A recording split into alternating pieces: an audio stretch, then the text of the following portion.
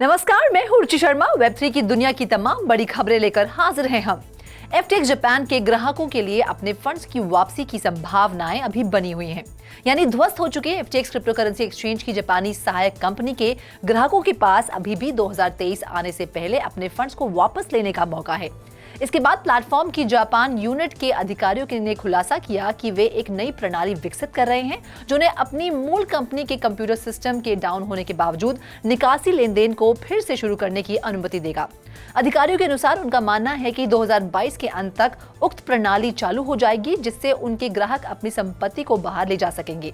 माना जाता है कि 10 नवंबर तक FTX जापान के पास 20 बिलियन जापानी येन यानी $138 मिलियन के बराबर नकदी और जमा राशि थी। हालांकि उसने इस समय तक फंड्स के किसी भी आउटगोइंग फ्लो को दर्ज नहीं किया है।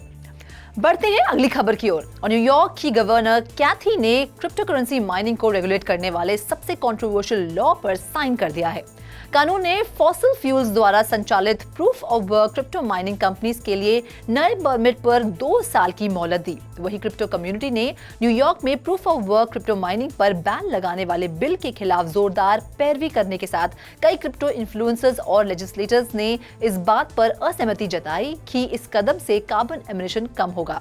वहीं न्यूयॉर्क गवर्नर कैथी ने 22 नवंबर को राज्य में क्रिप्टो माइनिंग को रेगुलेट करने वाले कानून में सबसे ज्यादा रिस्ट्रिक्टिव बिल पर साइन किया है। बिल जून में न्यूयॉर्क सेनेट द्वारा अप्रूव किया गया था। हालांकि क्रिप्टो इंडस्ट्री द्वारा स्ट्रॉन्ग लॉबिंग इफेक्ट के बीच साइन करने में कैथी ने देरी की। कैथी ने कहा कि उसने न्यूयॉर्क के नेशनल लीडिंग क्लाइमेट लीडरशिप और कम्युनिटी प्रोटेक्शन एक्ट राज्य में सबसे एग्रेसिव क्लाइमेट और क्लीन एनर्जी लॉ के निर्माण के लिए कानून पर साइन किया है। चलिए अब बाकी अहम खबरों के लिए करते हैं विशाखा का रुख। Over to you Vishakha. कतार में शुरू हुए फीफा वर्ल्ड कप को कुछ ही दिन हुए हैं, लेकिन फैंस पहले से ही इस बात पर दांव लगा रहे हैं कि इस साल के टूर्नामेंट में कौन जीतेगा। और अभी सऊदी अरेबिया क्रिप्टो इंडस्ट्री में एक पॉपुलर चॉइस लगता है। फीफा वर्ल्ड कप के ओपनिंग मैच में सऊदी अरेबिया से अर्जेंटीना की 2-1 की हार ने Argentine football association fan token की प्राइस को कम कर दिया है, जो देश के डाई हार्ड सॉकर फैंस की उम्मीदों के अनुरूप है। किक ऑफ के दौरान ARG टोकन की कीमत $7.21 थी। मेसी की लीड वाली सॉकर टीम के पुअर परफॉर्मेंस की वजह से मैच के अंत तक टोकन की कीमत 31% गिरकर $4.96 हो गई। इसी के साथ देखा जाए तो सऊदी अरेबिया थीम वाले NFT कलेक्शन की बिक्री मंगलवार को 387% बढ़ गई, जिसे दुनिया की बेस्ट सॉकर टीम्स में से एक माना गया है।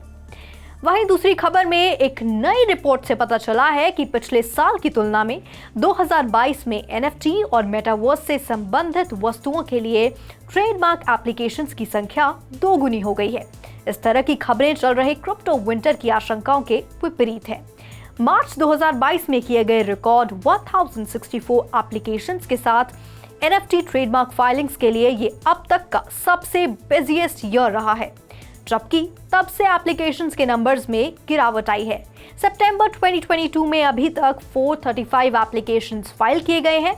अब ऐसे में क्रिस लूकस bitstacker.com एनालिस्ट ने कहा, NFT का स्पेक्युलेटिव नेचर पर स्केप्टिसिज्म के बावजूद वे मेजर कॉर्पोरेशंस द्वारा तेजी से इस्तेमाल किए जा रहे हैं।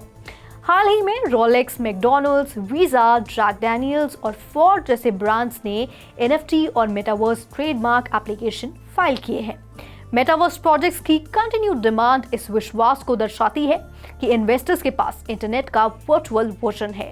ग्रोइंग कॉस्ट के बीच मेटा ने अपने 11,000 स्टाफ की छंटनी के बावजूद अभी तक डेवलप होने वाले डिजिटल दुनिया के निर्माण के लिए जरूरी बड़े इन्वेस्टमेंट को अफोर्ड करने के लिए इस तरह के कदम उठाए हैं।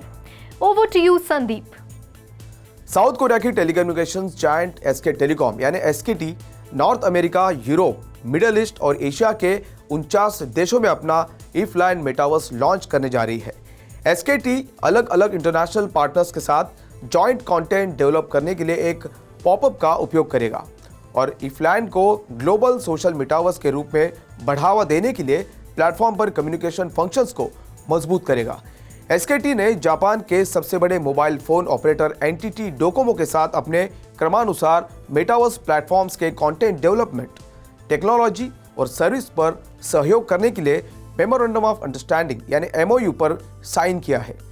Korea information society development institute यानी KISDI के अनुसार SK टेलीकॉम 2021 तक साउथ कोरिया में सभी मोबाइल कम्युनिकेशंस यूजर्स का 47% से ज्यादा का मालिक है। अब बढ़ते अगली खबर की ओर। मिनीसोटा के रिप्रेजेंटेटिव टॉम इमर ने FTX के पतन और परिणामी गिरावट के लिए FTX के पूर्व CEO बैंकमैन फ्रीड और सिक्योरिटीज और एक्सचेंज कमीशन के चेयरमैन गैरी गेंसलर दोनों पर ही निशाना साधा। US कांग्रेसमैन और newly appointed Republican majority whip ने भी बैंकमैन फ्रीड और गेंसलर के बीच 23 मार्च की मीटिंग की और इशारा करते हुए बिजनेस एथिक्स, गवर्नमेंट ओवरसाइट और रेगुलेटरी प्रोसीजर्स की विफलता के रूप में FTX के पतन की निंदा की। एमर ने मंगलवार की रात फॉक्स बिजनेस ब्रॉडकास्ट पर कहा कि यह केवल FTX की विफलता ही नहीं है, यह सेंट्रलाइज फाइनेंस की विफलता और सैम बैंकमैन फ्रीड की विफलता है। ऐसे में आज के लिए बस इतना ही। ऐसी वेब3 से दुनिया से जुड़ी सभी खबरों से अपडेटेड रहने के लिए सबसे पहले लाइक एंड शेयर करें हमारा वीडियो, सब्सक्राइब करें हमारा YouTube चैनल और लेटेस्ट अपडेट्स हमेशा पाने के लिए बेल आइकन दबाना न भूलें। मैं संदीप कसालकर फिलहाल आपसे विदा लेता हूं। Do watch 3.0 TV।